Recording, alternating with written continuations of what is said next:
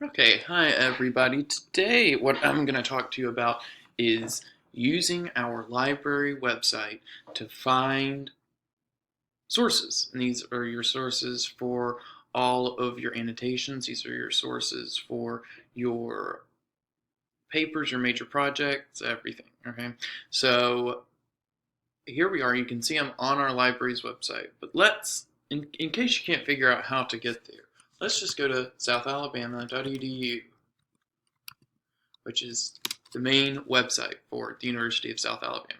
So you see here we are on this main page. You're probably already familiar with it.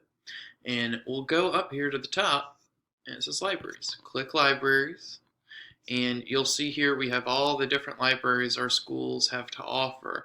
But where you're going to want to go, and the best place to go, is just start with our Marks Library, which is our main library. And look, here we are, back where we started. So you have a bunch of different resources here available to you. Importantly, they have all this information about where they are and their hours and their departments. This is good information to review in case you're unfamiliar with it. Um, they also have their hours listed to the right here. Additional information they have that could be useful to you is they have plenty of these quick links like Ask a Librarian, where you can quickly, if the library is open, ask a librarian a question you have that you might not know the answer to. And they give you all the resources here. So you see, here's immediately this search bar you notice, the one search. And this is a way to search all of the library's resources. And you might think, well, this is great. This is a way for me to find anything I need right off the bat. And it is a great place. But the problem is it includes things like the university's catalog, which would just be the physical books they have in store. And it includes things that aren't the complete thing. You just get a portion of it. So, for example, let's say one of you is wanting to write, one of your disciplines is psychology. Let's do a search for psychology and see what we get. See, we get almost 4 million results. And so that's not very useful because you're going to end up spending hours going through all these different sources that they have available. Even if you were to get more specific and say childhood psychology.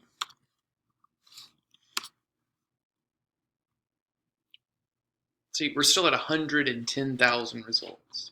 All right, so let's return to that main page where we were and think about other places we can look. We're going to return to the one search later, but let's look at the library's resources. Okay, you see, here's this. This is the thing that I have the link to for y'all.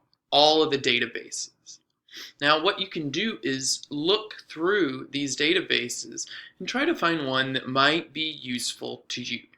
Okay, so let's say we can look by what's very nice they have off to the side here is tags. All right, and that'll help reduce this large number of databases they have. So say one of your disciplines is business. Click on business. Look, now we're just down to the journals or the databases that are business related. You can go to the business collection, Gale's business collection. Opens up. Right? And now we're just searching within this one database instead of searching through hundreds of databases. All right? So let's say specifically you were wanting to do research on businesses who focus in on technology, technological businesses. You can do a quick little search, just a basic one. You see we've got a lot. Again, we're facing that same problem. So what we can do is we can go back and you'll notice they have all of this right here with this and keyword and all that. So we're going to have technology be our keyword, but we can add another word. We can add, let's say, Apple, the company. And now we can decide what we want Apple to be. A basic search, entire document, person, all of these names, and look, here we go. We've got company name as an option for one of them. So we'll add that, all right? And we can say, okay, we want everything to do with technology and Apple, but say there's something you don't want to show up in the search results. And say you don't want to know about their quarterly earnings.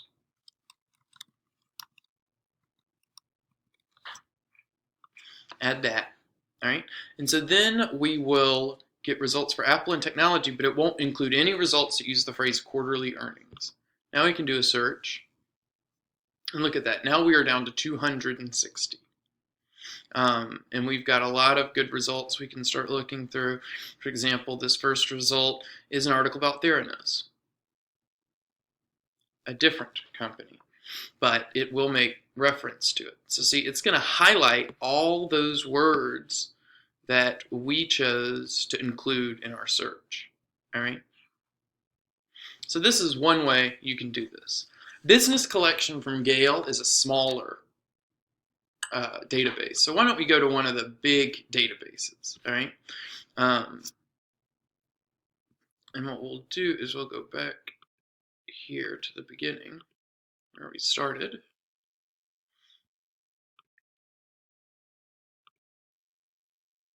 And we'll go to Academic Search Complete, all right? This is one of the bigger ones. All right, and now we're doing this search off of South's website as opposed to its actual website. And you'll notice again, look, here we have the same thing that we had when we were using the business search from Gale. So let's pick a different field this time. Let's pick economics. So we do that. Again, we notice if we just do a basic search, what do we get? We get 1 million results, actually 1 million results.